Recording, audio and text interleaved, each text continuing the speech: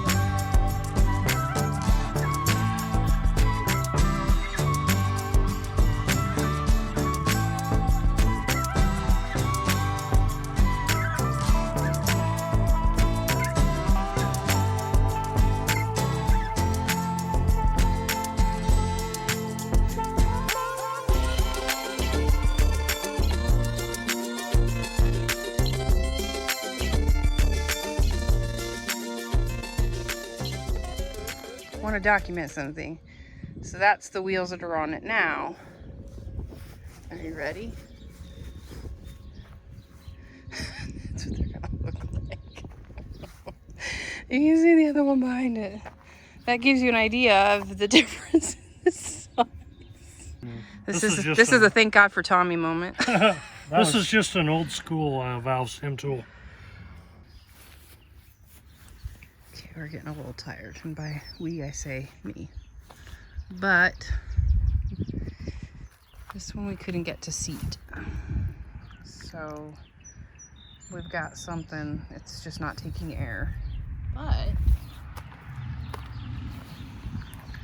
we did get this bad boy, and we're holding about 55-ish pounds of air. So now we're doing a Hemet.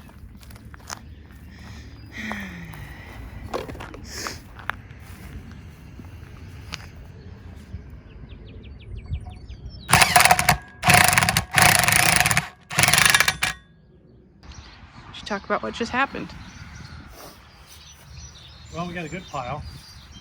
These 3 here are good. We're able to get the wheels mounted, and get the rims or the wheels to seat really well on the beads. Pumped them up to 50 pounds. 2 of them have been sitting there for a week, and the other one we just did, and the other ones are still holding the same amount of air, so we're good on that, I think. So those 3 are good. These 4 here, we can't get to seat very well. We tried soaping them up really good, and there's just enough of a gap that the tire can't overcome with air pressure. So I think what we're going to do, we're going to go to a tire shop that handles tractor tires and things like that, and see if they can actually have got a higher volume tank to release more skim or more volume to get them to pop out. If she hits a fan, I don't think the FAA is Say hi, Cheryl.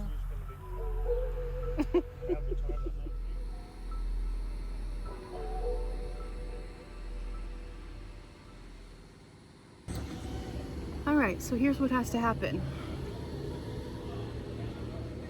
We are gonna leave the tires here because they need to work on figuring out the best way to get as much pressure into them to push the sidewalls out, which is what we can't do because we don't have enough pressure in our air compressor.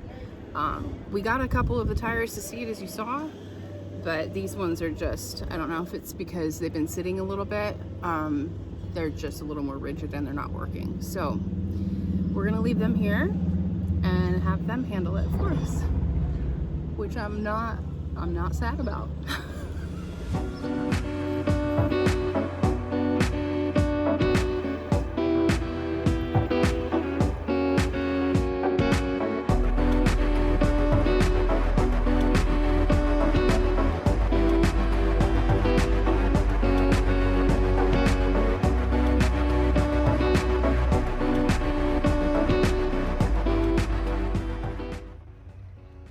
It's lunch break. You look like an old man over here.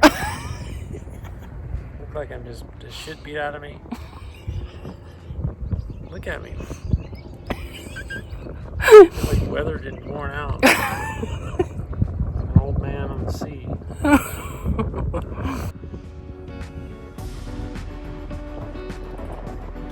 Fresh fields.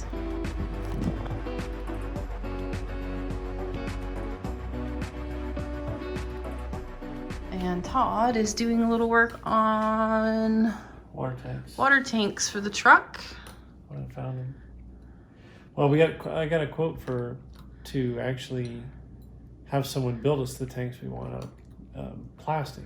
They'd have to injection mold it basically, and it was a pretty substantial number. So I'm trying to find an alternative that's within our world to get 3 tanks, basically a gray water tank, a freshwater tank, and a drinking water tank, because I'd like to have a way to cross the 2 tanks over, the freshwater and the drinking water, but have dedicated drinking water so I could run it through another filter process. So if we ever wanted to go to like a stream or something, we could pump it through another process to refill our drinking water.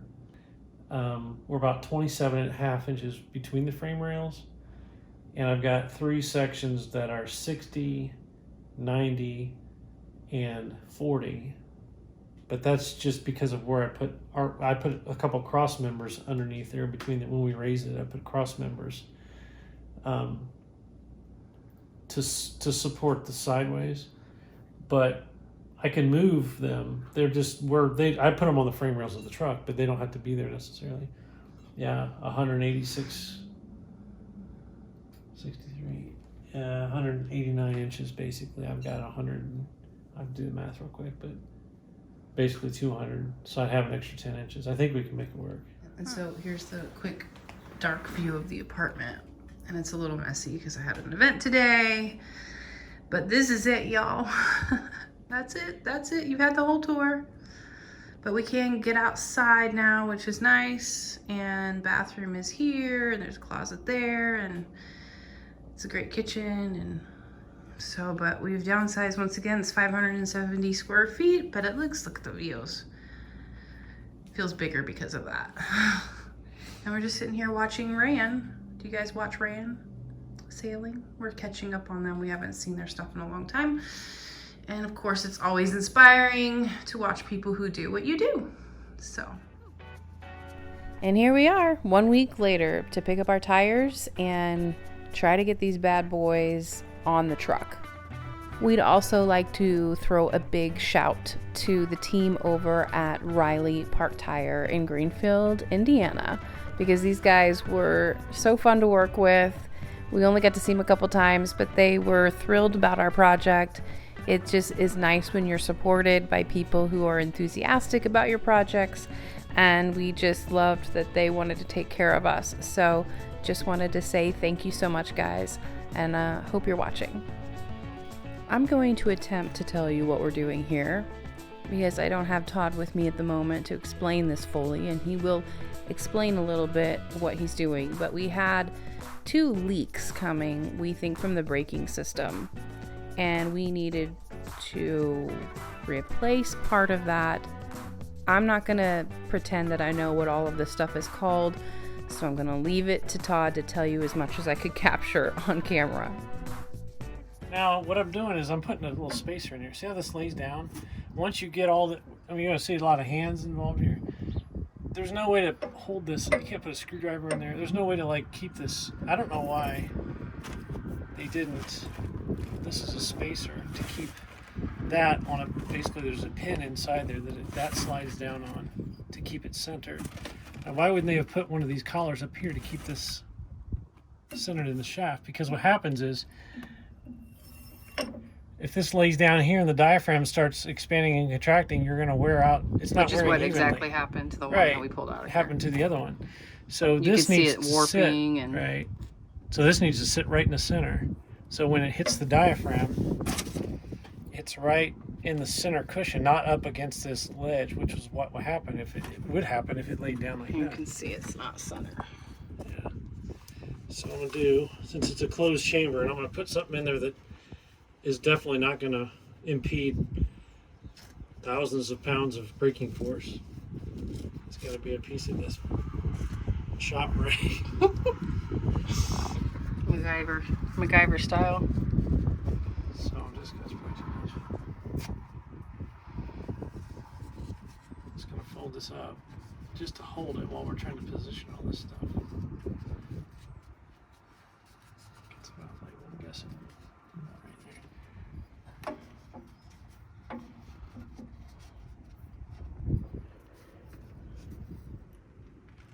How's that look? It's pretty centered. I can't tell from the camera, but sure. That looks pretty good to me. Pretty centered.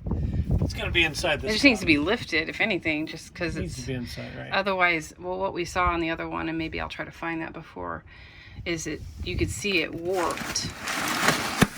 Is it in there? You can see how it's warped. Yeah. See, so that was riding basically like this, and see what happens to your diaphragm is it gets all distorted. Which leaks air.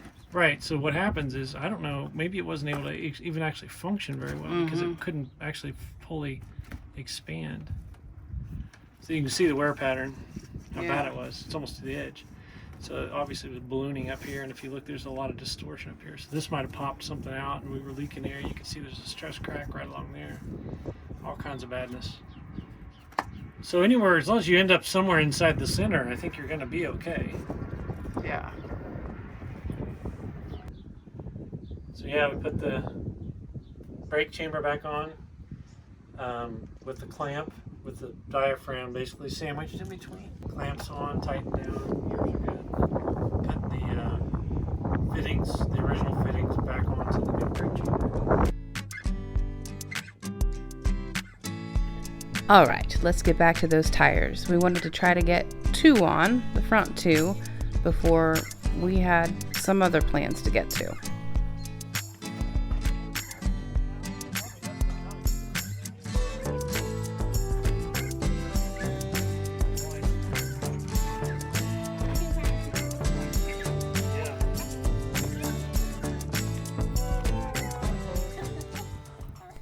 This is often the view you find me at, working from computer, sometimes in very awkward spaces, and watching the guys work and being of assistance when possible.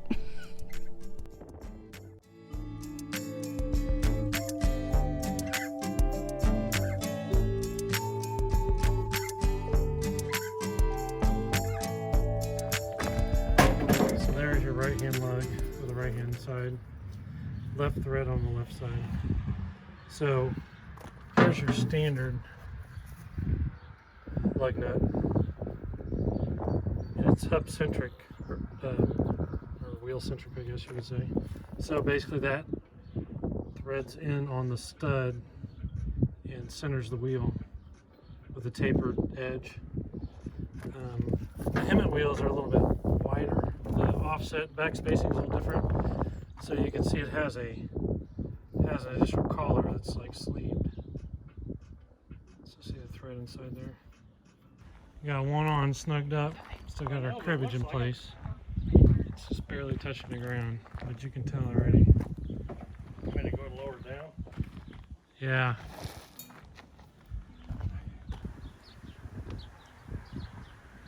So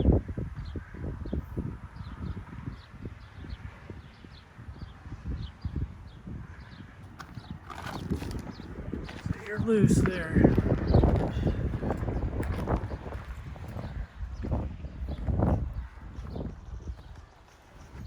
Yeah, that's a different looking truck now.